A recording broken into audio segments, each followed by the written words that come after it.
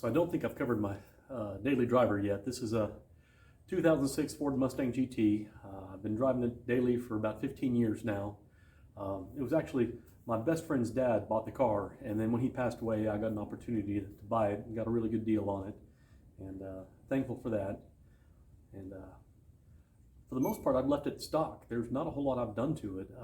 I fixed things as they've broken and put better parts on it, but it's been one of the most reliable drivers I've ever had.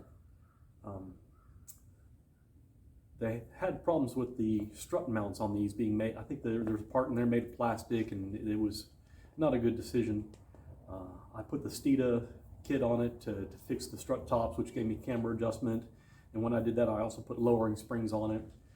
Lowering springs is a little harsh for a daily driver, but I also autocross this from time to time, so it made sense for me. I got some looseness in the rear end, and the bushings and the rear suspension links were wearing out, so I put the BMR parts on it, adjustable panhard bar, boxed lower links and third link. So the shaker hood was done by the previous owner. It does absolutely nothing for power, and that actually brings me to a point. I was discussing, we were discussing on the GM truck forum a couple days back about cold air intakes, and people were talking about how a lot of times you'll see those filter elements where they're just hanging right there in the engine bay, and it gives you so much more flow into your engine, but it's sucking in hot air. If you have a restrictive system that's sucking in cold air, it's actually better than an unrestricted system drawing in hot air. Cold air is less likely to cause detonation. Cold air, you get a denser air, so you actually get more air in, even though it's a little restricted in getting there. The factory intake system on this draws in from the fender over here. The shaker hood kit that's on this actually goes down and feeds into the bottom of the factory air filter housing. So there is a little bit of a ram air effect maybe on this, but it's not significant. And since it's convoluted and goes down through the factory system, there's no horsepower gain, but it looks cool.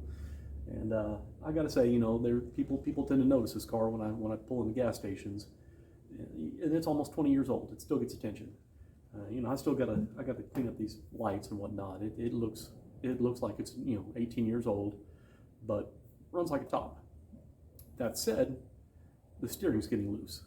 I'm getting toe change whenever I'm driving down the road, and so I've rebuilt the front end a couple of years back. I put brand new control arms on it. I didn't want to put poly bushings in this because it is my daily driver. I stuck with the stock style rubber bushing lower A arms. Put some Steeda struts on it, and I put new tie rod ends on it. And so the suspension is all good, but I'm getting toe change. And the one thing I didn't change was the inner tie rod end. So I'm gonna jack this up today, see if I can show you how to identify where your looseness is on a rack and pinion car. I've got a new set of inner tie rod ends to put on it. Hopefully that'll fix the toe change I'm getting. I noticed yesterday I was driving. Had a meeting at church to go to, and I was driving to the church, and going in a straight line, it was pulling to the right slightly. But as I was getting ready to turn into the church, still going in a straight line, I hit the brakes, and all of a sudden it tried to steer straight. So if I remember right, the rack on this car is behind your front axle line. And so that tells me that when I'm going in a straight line, the car is pushing forward, and so that left front wheel is kicking out, which means it's gonna, to center, it's gotta go to the right. And then whenever I hit the brake, the car is pushing forward, and it pulls that back in, and all of a sudden I'm steering to the left, if that makes sense to you. So I suspect this left front, or this left inner tie rod end is gonna be where I've got my looseness. Let's see. All right, so I got under here, and things are a little uglier than I expected. Last oil change, I just had my surgery done on my shoulder. I couldn't do it. I took it to Wally World and had them change my oil. Now I got oil all down this side of the motor here, and I'm kind of wondering if they double gasketed my oil filter or something, because the oil filter's right here, and all this oil is coming from somewhere in this area. Valve covers are seeping, but not this bad. I mean, it's not even dripping down the heads. It's just seeping right there at the heads right now. So I've got to take care of that. But in the meantime, the steering wheel's locked, I can get some toe change out of this, and I see this wiggling ever so slightly right here. I don't know if you can see that, but right in here, as I wiggle this side to side, you can see play. There's my toe change, inner tie rod end. So I got to pull this boot off here, and I've got both tie rod ends. If one's bad, the other's probably right behind it. So I'm going to change out both these inner tie rod ends on this rack. And basically what you have to do is you pull this boot back, you're going to loosen your nut here, and then you're going to unbolt, you're going to take it loose from the rack. I may have to pull the wheel off and take the tie rod end off out here. Matter of fact, I probably am going to have to do that, but we'll see. I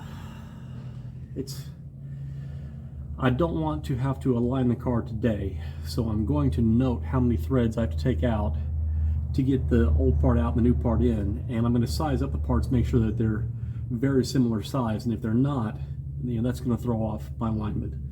And so if I have to, I'll just do a quick string align, basically just measure the front and the back of the tires, and then take it to the alignment shop tomorrow. But we'll see.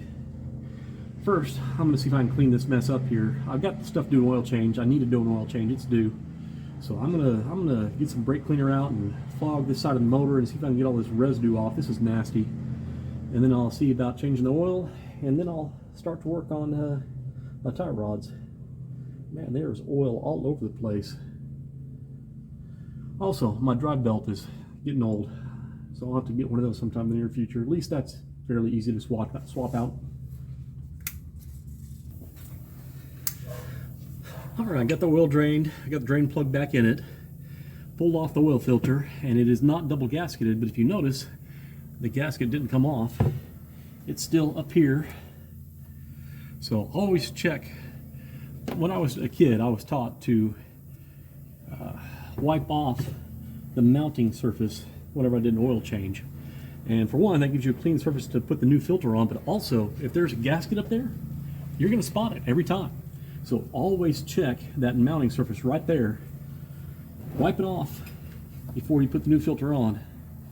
Now, as far as the smoking gun on the oil leak, I don't see anything yet. But there's oil all over the place. I'm kind of wondering if maybe the oil filter housing, the little pedestal there is leaking, maybe the gasket there is leaking, maybe the oil pressure sending unit that's right there is leaking. But the way that seal came off, I just kind of wondered maybe there's something wrong with the seal. I'm not real crazy that they put a Fran filter on my car. I don't buy Fran filters. Fran buys a lot of advertising, but their product is bottom tier.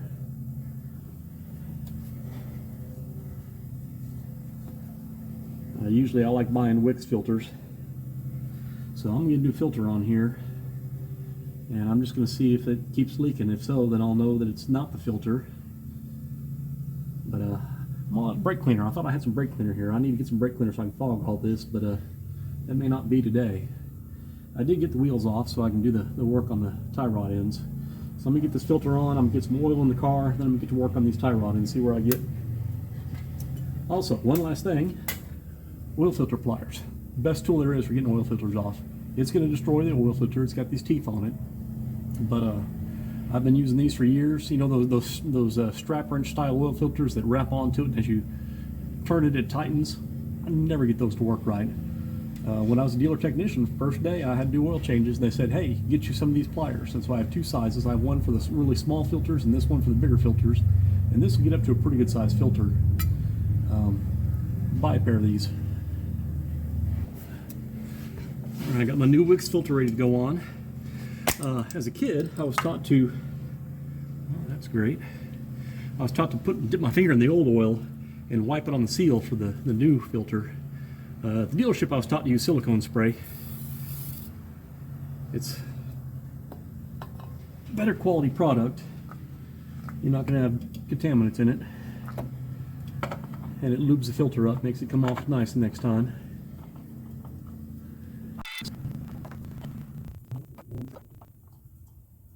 Good grief. I'm just failing at that. I can feel it. I have had a Wix filter with bunged up threads before, but this one looks like they're good.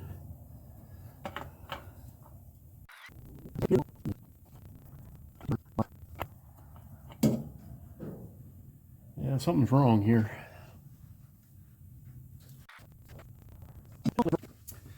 So, I do tend to stock up on things.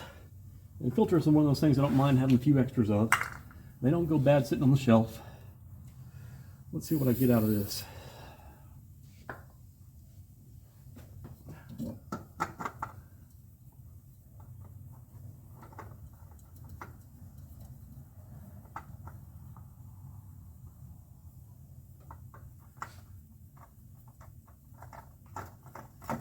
Threaded right on.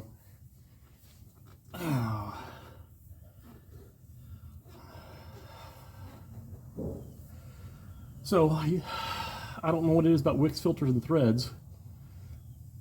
Second time in the last 20 years I've had a Wix filter with bunged up threads, and they're the good company. That's what stinks. Their product does tend to be better than everybody else's, but what good is that if they can't get the threads right? Alright, so a couple things on oil real quick. I was adding the oil back in, and I read an article years ago and talking about oil, pouring out of oil jugs. And basically, you see I've got this funnel here cut with a really big tip on it, so it flows really fast. I take the bottle, invert it, let it sit. When you stop getting the flow and it gets just the little stream, the article I was reading mentioned that like 8% of the oil or something like that is still in the jug when it slows down to a trickle. Leave your bottle inverted for about 10 seconds and you'll get most of your oil out. You get more of it out. So just keep that in mind. When it comes to oil, everybody's got all sorts of opinions on oil. Oh, brand X is great, brand X is trash, whatever.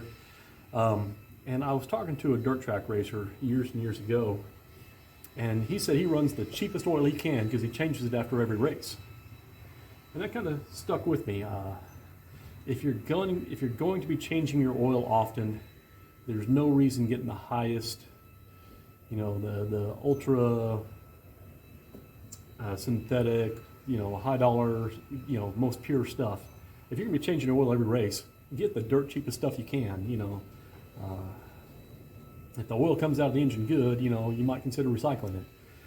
If you're gonna be running a long, for the race team, we run a high dollar oil in our BMW because we run endurance races. We're on track 15 hours and the oil gets supremely hot. So in that case, we want a high quality oil. For my daily driver, I want something that's not I want to use as little recycled oil as I can. I want something that's going to last. I typically go with Castrol or Valvoline. They tend to be, they're not top tier oils, but they're not bottom grade oils. They're decent oil. You get a fair amount of mileage out of them.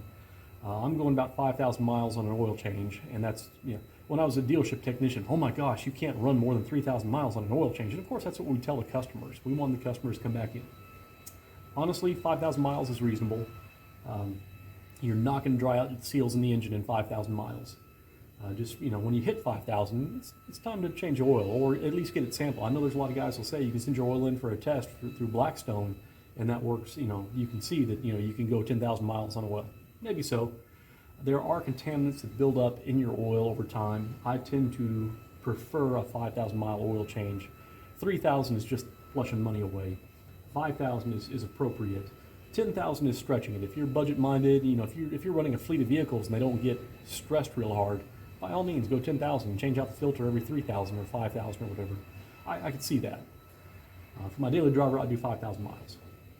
And I run the oil that it specifies for my car. This is 5W20. There's nothing to be gained. There's some guys who want to run that thicker oil. They want to run 2050 because they're going to put some wear and tear on their motor. You're just killing your gas mileage. Run what's intended in it. If you run thinner, you do. Some of the older engines, if you ran thinner oil, you had a danger of tearing things up. The oil got too thin, you could scratch stuff up inside because the tolerances were looser on those engines. Stick with what your vehicle says it's designed for. So I've got the oil change wrapped up on here. Enough dilly-dallying. Now I really need to get to work and do those tie rod ends. And I'm kind of stalling.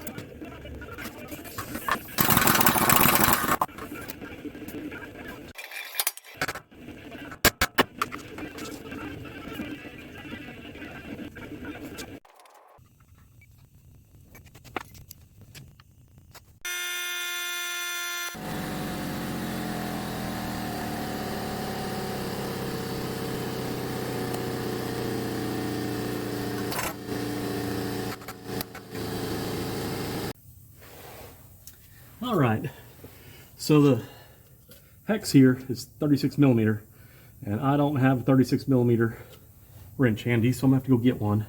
And I forgot to get boots for these also. And honestly, I wouldn't worry about reusing these boots, but I don't have any of the clamps. And I don't know if you saw how I got these off. Basically, I just weaseled a pick into the crimped portion there, weaseled it enough till I get a pair of pliers and just pulled them off. I have reused these at the racetrack. You know, you got to do what you got to do at the racetrack. But for my daily driver, I want to do it right. I want to get new ones. I'll see if I can get new clamps, and if I can, I'll just get clamps. If I can't, I'll get new boot assemblies. What I'm seeing so far, the inner tie rod ends don't look bad, but I know I was getting toe change out of them, so I'm not feeling a whole lot of difference there. But I'm going to replace them anyways. I got them. I guess my next step is go get parts and a wrench. So, if you need really big wrenches, they don't have them at AutoZone or O'Reilly's. But you know who will? Tractor Supply. Everything farmers do is big, and they had the big adjustable wrench that I can use to get on here and remove this with.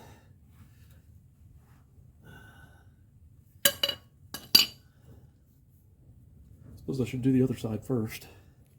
See how it's already swung that way.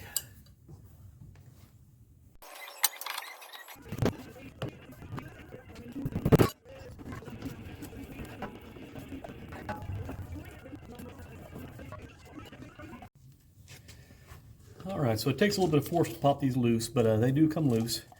I'm going to go chuck this in the vise and see how many turns it takes to get this tie rod off of here. I'm not going to back this nut off but a little bit. I'm going to size them up, and then I'm going to put the new inner tie rod end on this, and hopefully it's got the same length on it and I won't have to redo my alignment. But we'll see. Alright, so you can see I marked it here. I have backed this nut off just enough to get this to where I could rotate it. And then I counted, and as I pulled it out, there's 22 threads plus 2 flats. So I unscrewed it 22 and 2 flat times, 2 of these flat surfaces, and that got this out. So I'm going to make sure that the new one, whenever I go to put it on, I've got this nut set at that depth, and that way whenever I thread it in, it should go in 22 and 2 flat times, and I should have this marked. It should just tighten up right there and be on it. So the other side of that is, you know, I've got to take this nut all the way off and switch it over to the new boot, or to the new tie rod end. I've got to switch this boot over. I've got to get this clamp on there. So more to come. So I've got it done, got it switched out, and I'm not even sure if I'm close on this. I think I am, but we'll find out when I test drive it. So real quick, the ball here. The other one is, I can't feel any slop in it, but you can just about shake it around. This one is really stiff, so I'm really hopeful this is going to resolve the problem.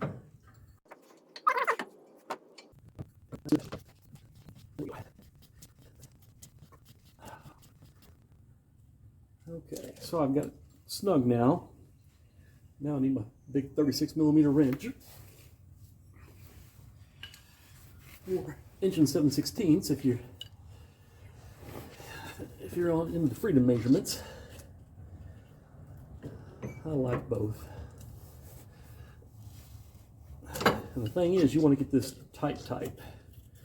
If there's one thing you don't want coming loose on your car, it's your steering. That's about all my shoulder can put on it, and I think that's about right. Ooh, my shoulder just creaked.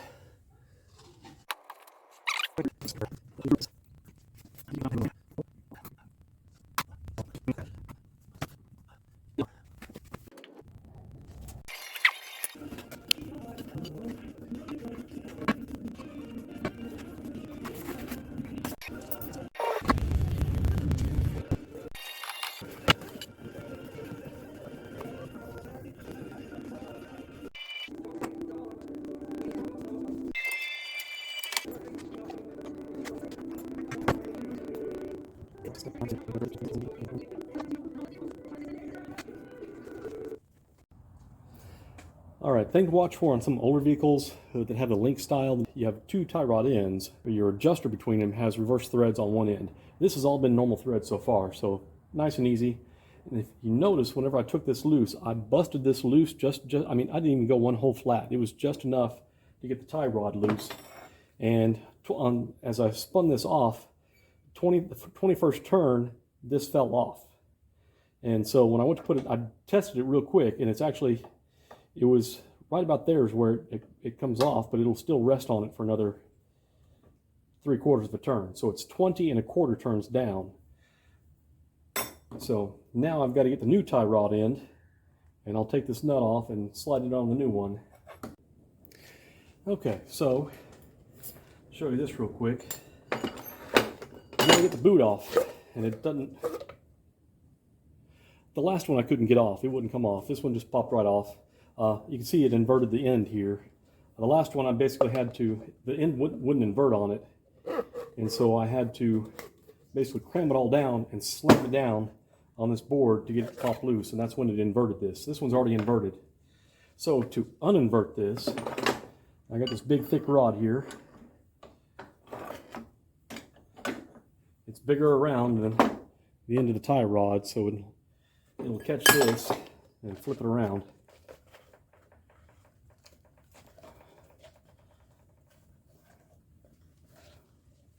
Got it most of the way.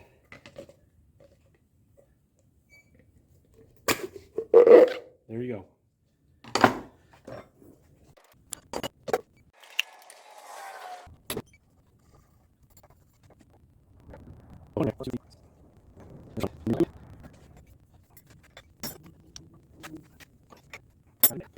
Alright, so I got both tie rod ends in.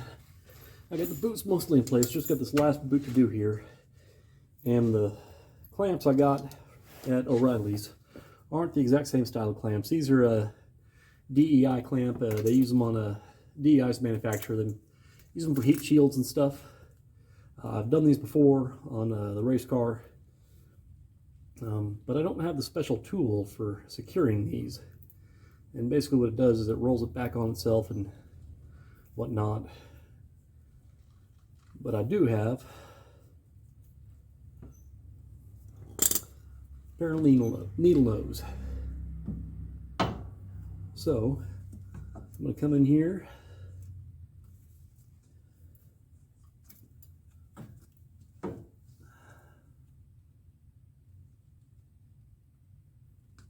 use a needle nose to grip this, and give it a twist.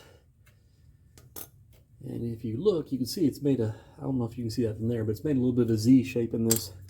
I'm going to nip it off, and I don't want any sharp burrs out to where they can cut anybody or anything. So I'm going to nip that off, and I'm going to use my needle nose to tuck that little burr that I made in. And there we go. It's booted. It's not the most secure clamp, but it'll work. The outside clamp is on this.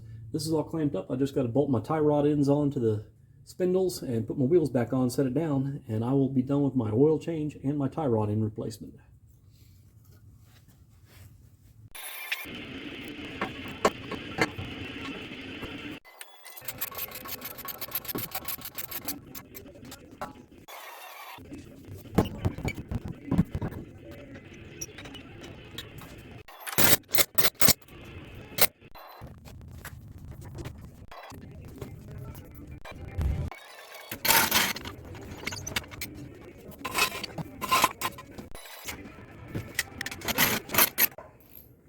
One final word on oil changes. The worst thing you can do is halfway do an oil change and forget something.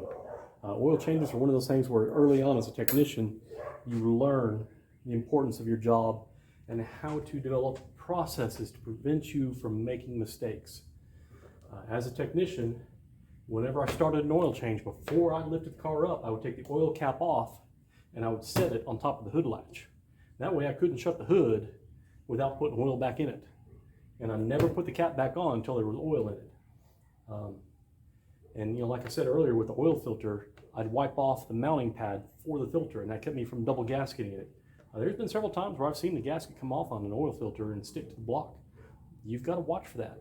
So develop your processes to prevent you from making mistakes. So I've got it all done, got it back together.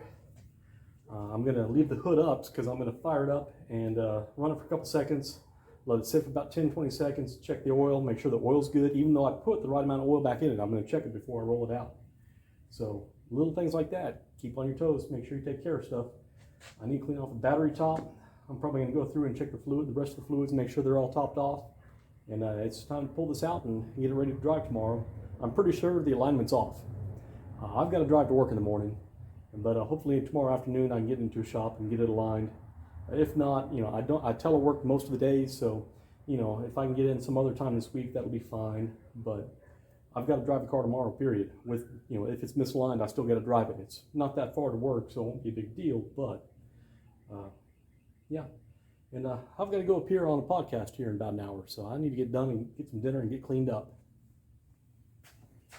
I test drove the car, and oil change went well. All that's good, you know. And the car drove great. I'm not getting any tow change, and I was backing out of my driveway. I was getting tow change. These are not loose at all. There's no slop at all. They're crazy loose like this. That one's actually not terrible, but changed them out and made the difference. So keep that in mind. And I take that to mean these could have gone a whole lot longer. My steering could have got really bad before one of these would have come apart. So I guess that's a testament to modern vehicles. I had a friend back when I was in I think college whose front end did like that while he was driving down the road. And they've really done a lot to make cars safe-ish to drive when they're really bad. But that's bad. That one doesn't do it. So this tie rod end, this was the driver's side one. Yeah, it's shot. So I'll save these for a go-kart because I don't think they'll make that big of a tow change on a go-kart. So anyways, good luck.